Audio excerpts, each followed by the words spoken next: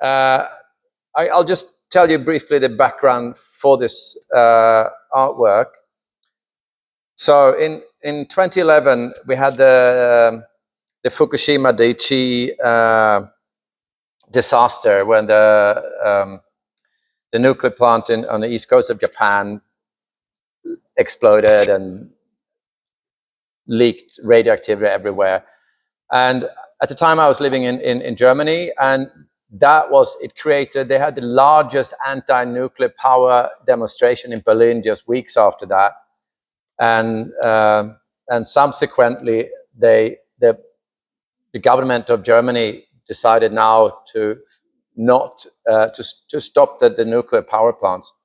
After I got really engaged in that because the debate was very heated. All of a sudden, people started to talk again about what is good about nuclear power, what is bad about nuclear power, and I ended up in also a lot of heated discussions about it, and I realized I didn't have any arguments actually because I didn't know much. I didn't know anything about nuclear power. So I started to read a lot about it, and because I wanted to know more and to understand more, which was also very fascinating. While I was working with this, reading about this, there was this migration crisis, as it was called, that coincided or was a result of the war in Syria, where a lot of immigrants sort of came or flooded into Europe. And then this extreme debate, a similar debate occurred in media and between people about migrations and people from other cultures, and we can't have them or we can have them. We should say yes, we should say no. And I thought that was it sort of connected these two worlds, like the nuclear power to have it or not to have it, to allow immigrants to your country or not. I decided I need to sort of create a work with an artwork with this. So this is the object I made. I made this sort of device, and I wanted to create something that sort of looked a little bit scary, but also cartoonish, like something that you might see in a film about scientists or something like that. I built this device around a Geiger counter that reacts on radiation. Every time it detects radiation, you get a flash of light, and you will hear this characteristic sound as well, this from the Geiger counter.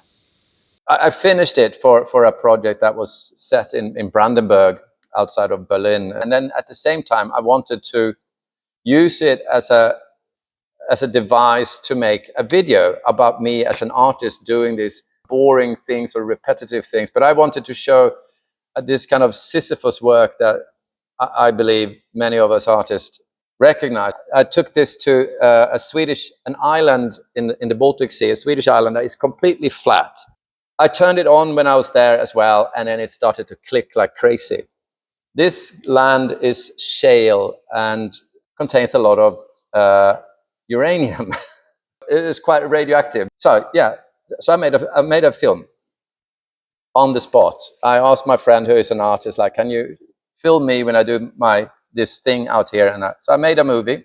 And then I called my brother, who I was going to visit my brother in North Sweden, and he goes, "Oh, but then where we live," he goes, "it's also an area where they're prospecting to make uranium mines." So I went there and I did another video shoot there. Here I was doing everything on my own. I didn't have anyone with me. So this, which was also kind of interesting. So the change I have made to this is it's the same old footage, but I added a radio. The radio is a dialogue. It starts in 2014 when they were discussing to opening up this for. There was a lot of pressure from the industry. We have to have mining. We have to have uranium mining. So it became very political this last year, and then I added that to make it contemporary, make it a 2025 video, not a 2016 video. So that is a brief presentation of this project over time.